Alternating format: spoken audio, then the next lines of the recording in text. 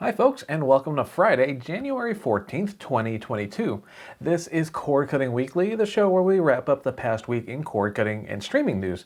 And this week we've got a wide variety of topics to tell you about, including new channels on several services like Pluto TV, Frndly TV, and Plex. We also have updates on Sinclair's efforts to build a sports streaming service and more. But first, of course, if you haven't done so already, please do take a second to consider clicking on those like and subscribe buttons down below. They really do help us out a tremendous amount, and they're a great way to support our channel. And for anyone out there that's joining us for the very first time this week, just a quick heads up. For all the stories we're about to discuss here, you'll find links to those stories included down below in the video description. And those links will bring you on over to our news website, cordcuttersnews.com, where you can stay up to date on all things streaming 24/7. And now with all of that out of the way, let's dive straight into the news, starting with the latest on Sinclair's streaming efforts. In Sinclair news this week, we learned of a deal that renews the company's extended market and digital rights agreement with the NBA. The agreement allows Sinclair's Bally Sports regional sports networks to stream live in-market games for 16 of the NBA's 30 teams. And those 16 teams include the Atlanta Hawks, Cleveland Cavaliers, Milwaukee Bucks, and several more. You can see a complete list in our full post link down below in the video description. And that deal falls in line with the company's plan to launch some sort of direct-to-consumer streaming app at some point in 2022. Sinclair has also secured streaming rights to 12 NHL teams, and now eyes are on Major League Baseball as the company looks to complete a deal for that future streaming service. And no, an official launch date for that streaming app has not been announced just yet, but we'll of course continue keeping an eye on Sinclair's streaming plans. For now though, what do you out there think about Sinclair's plans to launch its own sports streaming service? What do you want to see in terms of content, league support, and of course pricing to get you to sign up? Let us know in the comment section down below.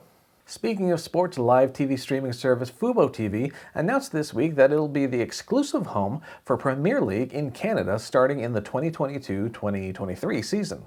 The announcement did not include any financial details, but we do know that sports-focused streaming service will carry some 380 matches from England's Football League for fans in Canada across 3 seasons beginning later this year. Fubo has also recently secured streaming rights for a few Italian leagues in the Canadian market, so it's clearly setting itself up to be a serious soccer destination for fans up north. So if you're tuning in from Canada, heads up. fuboTV has some football or soccer content coming your way. In hardware and software news, the venerable Nvidia Shield TV line is getting another significant Android update. Nvidia is calling it the Shield Software Experience Upgrade 9.0, and it's bringing the Android 11 OS to the company's streaming devices. Some of the more notable perks include an updated Google keyboard that makes it easier to issue voice commands and leverage the Google Assistant. And users will also get more app permissions so they can fine-tune privacy settings in different apps.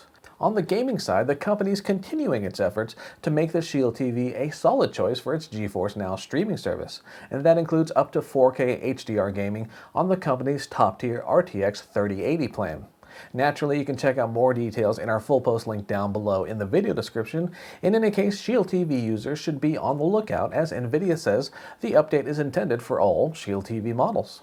In other hardware news, we're learning still more about that fancy new screen tech from Samsung. Now, we first reported on the QD-OLED or quantum dot organic light emitting diode panels last week as part of our CES 2022 coverage. And this week, Samsung Display announced that its new screen tech is hitting some impressive numbers during certification testing. In a press release this week, Samsung Display, which is a subsidiary of, you guessed it, Samsung, said its new screen can display 90% of the BT 2020 color space. Now that's a set of standards used to gauge the performance of a display, and the company says most screens rarely exceed 70% on the test. Elsewhere, Samsung is touting brightness levels of 1000 nits. You'll find more info in our full post link down below, but some reviews of traditional OLEDs from LG, for example, have measured brightness levels of around 800 or so nits as a means of comparison. Now, of course, we're talking about different groups testing different hardware in different conditions, but it's pretty clear that Samsung Display is plenty proud of its new tech. As far as when we can see it in actual devices, well, there's Sony's Bravia A95K, which is set to arrive later this year. As for Samsung itself, we'll keep watch to see if and when the company announces its own QD-OLEDs. In any case, it's nice to see competition in the OLED space heating up. In Roku news, the company has updated its familiar user interface to add a new section dedicated to live TV content. Appropriately enough, the new section is listed as Live TV in the left-hand menus, and clicking on it brings you to what the company is calling the Live TV Zone. And if you decide to journey into that zone, you'll find options like the Live TV Channel Guide from the Roku channel and some familiar names like Hulu with Live TV, YouTube TV, Sling TV, and others.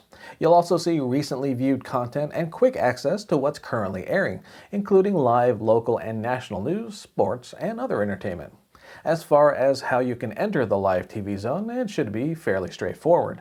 Once your particular Roku device has updated to the latest available software, you should be able to scroll down the navigation menu on that left side until you see the section for Live TV.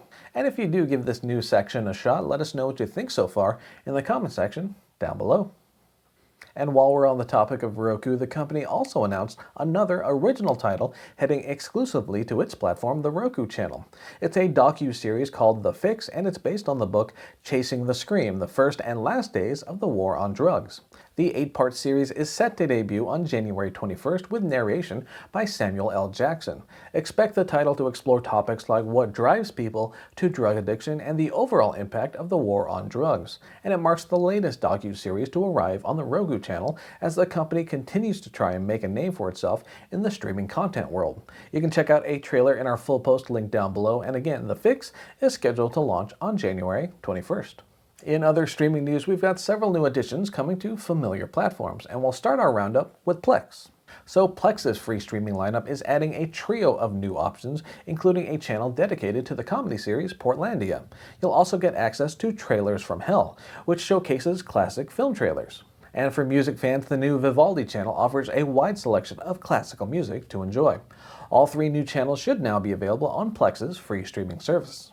Next up, Frndly TV is adding FMC, or Family Movie Classics, to its lineup of channels. The channel launched back in October of 2021, and as the name suggests, FMC focuses on family-friendly classics. You can find out more in our full post, but FMC represents the first new channel to be added to Frndly TV so far this year. In all, there are more than 30 channels available on the service, which runs for $6.99 per month. And then there's Pluto TV, which is adding 4 more channels to its growing lineup of free streaming options. There's a channel dedicated to The Drew Barrymore Show and another for fans of Acapulco Shore. Meanwhile, BBC Kids is a family-friendly option with content for ages 1 through 12. And there are actually 2 versions of BBC Kids coming to Pluto TV. The English language BBC Kids and the Spanish language version known as Niños por BBC Kids. As always, check out the full post down below for more, and each of these options should be available to stream right now. And so there you go. Those were some of the top headlines from the past week, and like we always say around here, thank you all for watching. And again, please do consider clicking on those like and subscribe buttons down below.